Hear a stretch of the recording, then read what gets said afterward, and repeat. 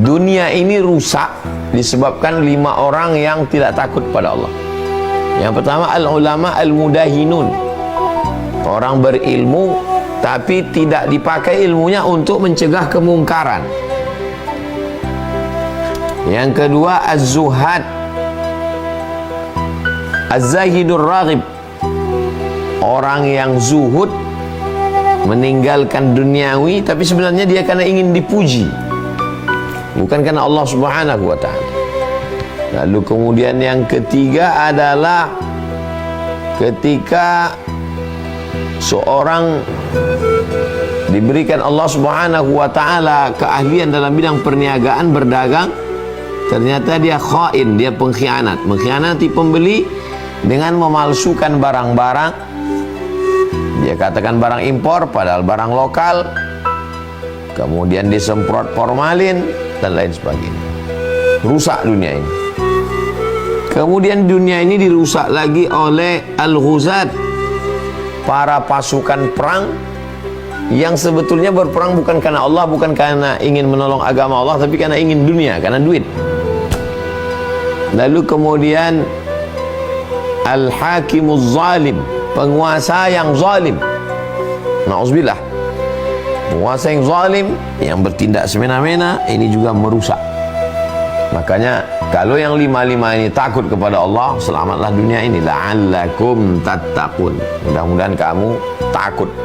Takut, tattaqun, takut selalu diterjemahkan sebagai takut kepada Allah.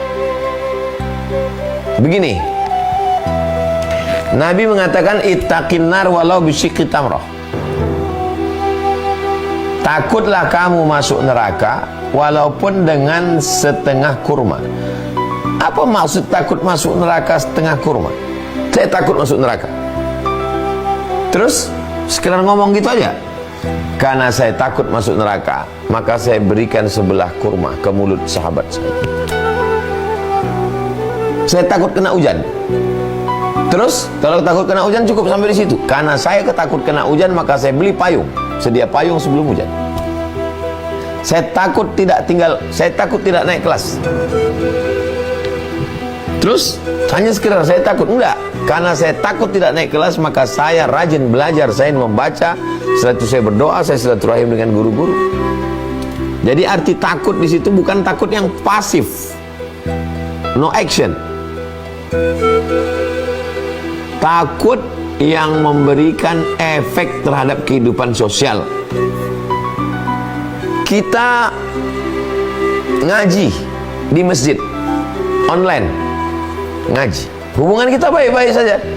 Karena hubungan kita di masjid cerita tentang hari kiamat, cerita tentang puasa.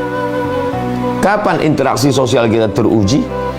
Ketika saya punya uang, uang ini dipakai oleh jamaah untuk bisnis. Di situ baru teruji persaudaraan, persahabatan kita. Berapa banyak teman yang baik? Iya, karena sekedar hubungan biasa-biasa saja. Tapi ketika sudah menginjak kepada hubungan bisnis, hubungan kerjasama, hubungan yang bersifat materi, kebendaan, kurang takwanya. Kalau kebetulan saya seorang pengusaha dan saya punya karyawan, sama-sama bertakwa, takut kepada Allah. Saya sebagai pengusaha takut menganiaya murid, dan karyawan juga takut untuk tidak on time, tepat waktu, takut berkhianat. Takutnya kepada Allah, bukan takutnya kepada atasan. Sebagai seorang ustadz yang mengajar, takut untuk berkhianat, takut untuk tidak benar. Murid-muridnya juga takut melawan. Tapi takutnya kemana? Takutnya kepada Allah. Saya takut kedinginan. Terus kalau takut dingin, beli kaos kaki, beli kaos tangan, pakai jaket. Itulah makna takut.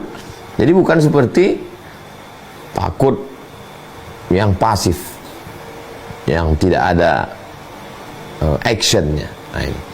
Bahwa ayat terkait Ramadan itu ada 4. Yang diundang hanya orang yang percaya, keyakinan. Lalu kemudian buah dari keyakinan itu ada pengamalan, namanya puasa.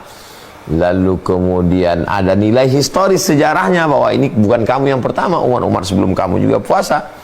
dan ditutup dengan la'allakum tattaqun. Puncak dari puasa itu adalah bukan hebatnya dia berpuasa, tapi bagaimana takutnya dia kepada Allah sehingga tidak menganiaya orang, berbuat adil, amanah dan lain sebagainya.